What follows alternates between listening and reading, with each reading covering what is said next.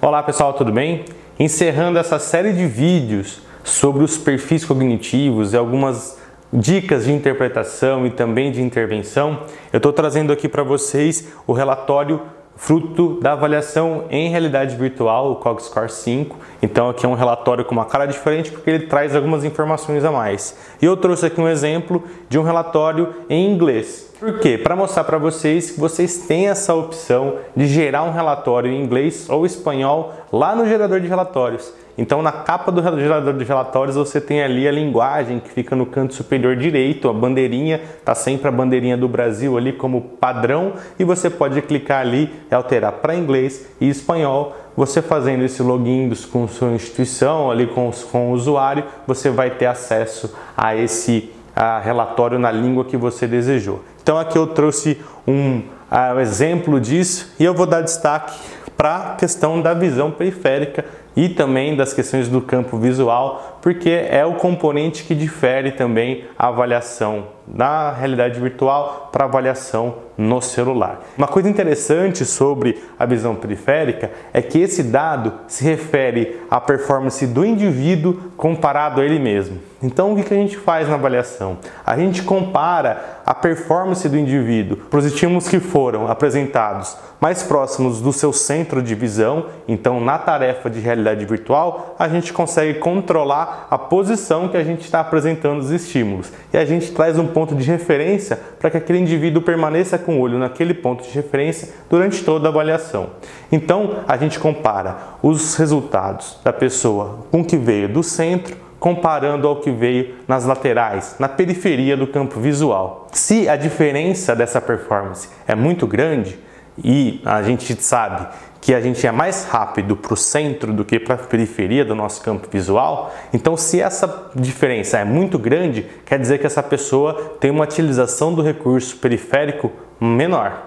Se essa diferença é pequena, já esperada, mais pequena, é sinal de que essa pessoa utiliza bem esse recurso periférico da sua atenção. Então aqui não estamos falando de campo visual, de ângulo visual, mas sim dessa performance comparativa entre o que a pessoa está percebendo próximo do seu centro de visão em relação à periferia. Então aqui a gente tem esse dado que agrega no relatório de performance cognitiva do indivíduo. Além disso, a gente tem um componente de perceber como foi a performance do indivíduo para o campo visual direito e como foi a performance do indivíduo no campo visual esquerdo. Então a gente tem ali mais um dado, né? Será que esse indivíduo tem performances equilibradas no seu campo visual direito e esquerdo? Será que ele tem performances desequilibradas? Qual modalidade que esse indivíduo pratica? Qual que é a atividade que ele tem dentro da empresa? Será que ele precisa ampliar o seu olhar, a sua percepção do ambiente? Ou é alguém que de fato está sempre focado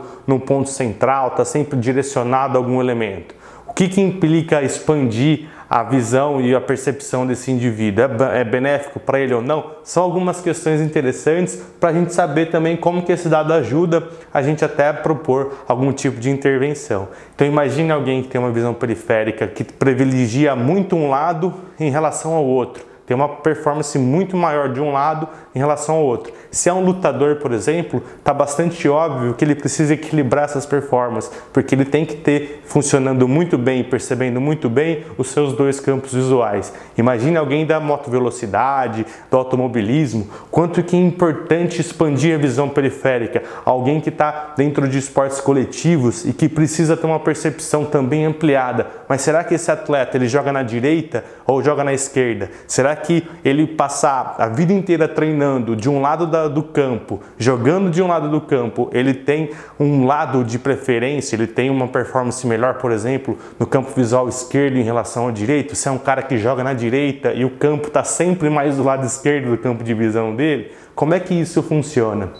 Então é um dado bastante fino para que a gente possa entender, contextualizando esse indivíduo dentro da sua modalidade e entendendo que esse dado é um comparativo da performance dele com relação a ele mesmo. Então aqui a gente traz, claro, uma referência de banco de dados, uma referência sobre se essa pessoa está dentro de um score acima ou abaixo, mas esses dados aqui vão estar influenciados pela sua performance. né? A performance do próprio indivíduo na avaliação. Então esse é o dado que a gente acrescenta de visão periférica e também somado aqui a performance dos campos visuais. Isso falando da realidade virtual. Um outro componente também que a gente traz é a diferença das performances mão direita e mão esquerda, né? Então na avaliação VR a pessoa faz 3 níveis com a mão dominante e o 4º nível faz com a mão não dominante. A diferença de protocolo da visão da realidade virtual para o celular é que no celular a pessoa vai fazer os 3 primeiros níveis com a mão dominante.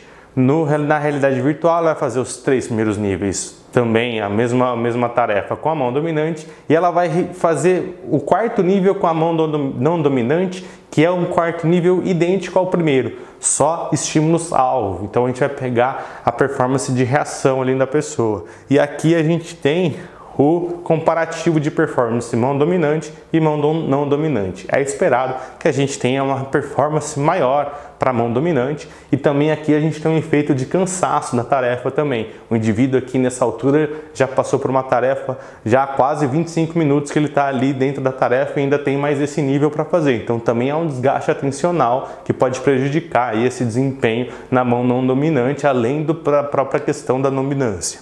Mas aqui a gente traz essa diferença. Às vezes pode ser uma diferença que pode impactar a depender da atividade do indivíduo, tá certo? Então aqui são os dados a respeito do CogScore 5, do RDC 5, e se você tiver alguma dúvida, recorre às nossas perguntas frequentes, e se você não tiver uma resposta ali, entre em contato com a gente. Um abraço e até a próxima.